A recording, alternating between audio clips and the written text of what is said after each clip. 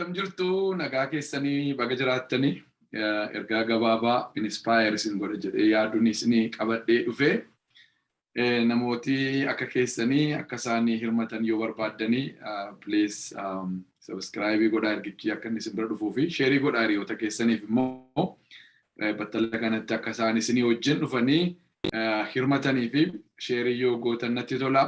Waan jaallattaniif waan jibbitan immoo komentii naa ergaa. Namoota ofii isaanii argatantu biyya lafaa kana jijjiire.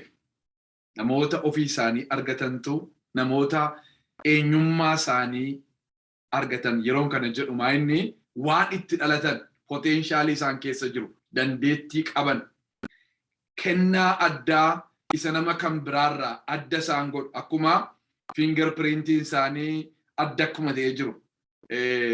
Sagaleen isaanii sagaleen ashaaraan sagalee isaanii akkuma adda ta'ee jiru kan ija isaanii akkuma adda ta'ee jiru akkuma kana wanti adda nu godhu nama biyya lafaarra jiru kana hundumaarraa wanti adda nu godhu tokko keessa keenya jira inni yoo ba'ee inni yoo mul'ate biyya lafaa kanaa jijjiiruu danda'a isiniinis isin jijjiiruu danda'a haala keessan hundumaa guutummaatti jijjiira jechuudha. Iddoon jireenyaa utuu nafini jijjiiree nama biyya lafaatiif bu'aa buuftaniif waa'ee baaftan isin taasisuu danda'a. Kanaaf akkasin waa'ee sanaa yaaddaniin barbaada. Har'a biliyeeneroota biyya lafaarra jiran yoo yaaddanii tarii utuun jalqabin dura iddoo nuyi har'a jirru turan isaanis iddoo isin har'a jirtan turan. Iyyuma gadi fagoo keessa turanii, tarii wallaalummaa keessa turanii, depressionii keessa turanii, fudhatamuu dhabuu keessa turanii, tuffatamuu keessa turanii, wallaansoo jireenyaa keessa turanii, wanta amma nuyi dabarsaa jirru sana hundumasaa dabarsaniiru jechuudha. Akkamittiin achii ka'anii jarreen kun dhufanii fiixee addunyaarra dhaabatanii carraa biyya lafaa jijjiiruu argatan jettanii yoo yaaddanii waan itti dhalatan argatanii. Waan isaan keessa jiru waan gati jabeessa sanatu baasuu danda'ani of keessa.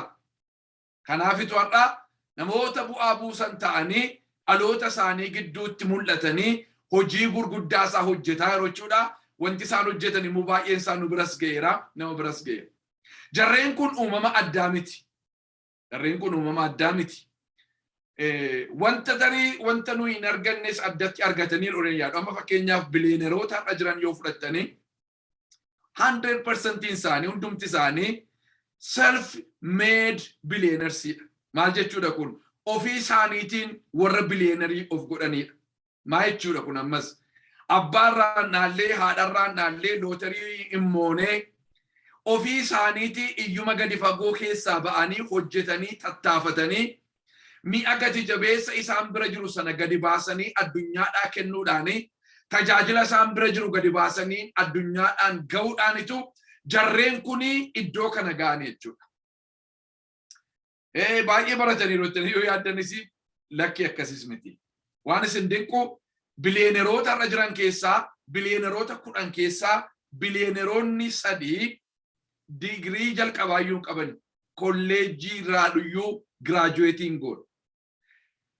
bara 2014tti dhattanii yoo ilaaltanii biliyeeneroota yeroo sana turan keessaa 35% isaanii kolleejjiidha giraajuweetiin godhu digiriin qaban. 35% isaanii digiriin qaban. Warra akka Bill Gates faa dabalatee jechuudha. Warra akka Mark faa dabalatee jechuudha abbaa Facebookidha. Dabalatee jarreen kuni graduating godhe jechuudha withdrawalii guutaniitu Harvard University keessaa utuu barumsa isaanii fixin ba'an jechuudha. Jarri kuni school smart utuu hin taane street smart jedhamu. Street smart. Mana barumsaatu qarooma kana isaanii kennitu hin taane garuu waan isaan keessa jiru sana ilaalanii of keessaa baasanii pilaanii godhanii goolii seetii godhanii namoota isaan gargaaran ofitti naannessanii waan isaan bira jiru sana addunyaadhaan ga'uu danda'aniiru jechuudha. Addunyaadhaan ga'uu danda'aniiru. Miliyeeneroota addunyaa keenyarra jiran keessaa harki 90 isaanii self-made millionaires. ofii isaaniitii warra miliyeenerii of godhaniidha jechuudha. Harki 90 isaanii. Yoo seenaa isaa hinattanii qorattanii seenaan isaaniis akkasuma iyyuma keessaa rakkina keessaa gidiraa keessaa dhufanii akka isaan iddoo sana ga'an irraa agarra jechuudha. Kanaaf ati sababa hin qabdu waan si bira jiru baaftee ittiin dhaloota kee fi dhaloota dhufaa jiran tajaajiluu dhiisuudhaa fi sababa hin qabdu jechuudha. Iyyuma keessan jira yoo jette kun sababa ta'uu hin danda'u. Ani baradhee 12 iyyuu hin finne yookaan kolleejjiidhaa iyyuu eebbifameen baana yoo jette kun sababa ta'uu hin danda'u. Biyya keessatti dhalatte yoo jette kun sababa ta'uu hin danda'u. Saalaa yoo dhoofte kun sababa ta'uu hin danda'u. Wanti ati sababa godhachuu dandeessu hin jiru jechuudha. Uumaan yeroo si uume yeroo kana yerooti keessatti biyya lafaarratti dhuftu kana beeka beessa godhe. Kanaaf yeroon kun yeroo isaa miti jechuu dandeessu jechuudha. Haalati keessatti dhuftus beeka ture. Sabati keessaa baatus beeka ture. Utuma kana hundumaa beekuutu karooraan yaadee saganteessee waasi keessa kaa'ee gara biyya lafaatti si erge jechuudha. Gara biyya lafaatti si erge. Kanaaf inni si keessaa ba'ee biyya lafaa akka tajaajiluu fi ofitti deebitee of ilaalu sirra. Ofitti deebitee. Isa kanaaf kan si gargaaru leenjii 1 2 3 deemsii qopheesseera. Attamittiin akkati waan si keessaru of keessaa baaftu. Tarii biyya fagoodhaa barbaadda taate, tarii iddoo biraatii barbaadda taate, tarii nama biraa keessa barbaadda taate. Si keessa jira. Si keessa jira. Ati jijjiirama addunyaatiif gumaacha gochuu hin dandeessa. Waan of biraa qabdu yoo laatte, waan si bira jiru sagati jabeessa sana yoo laatte. Addummaa keessana yoo biyya lafaatiif dhiyeessite namoota warra biyya lafaa jijjiiraa jiran keessaa tarree dhaabattee ga'ee kee taphachuu hin dandeesse jechuudha. Isuma kana wanti sirraa eegamu. Tarii wanti si keessaru baay'ee xinnoo fakkaachuu danda'a. Hin fakkaata malee xinnoo miti. Xinnoo fakkaata malee xinnoo miti.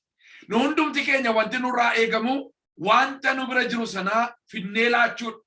Inni gaa addunyaa keenyatu lafa namooti keessa jiraachuudhaaf gaarii ta'an gaarii ta'e godheetu hojjete jechuudha.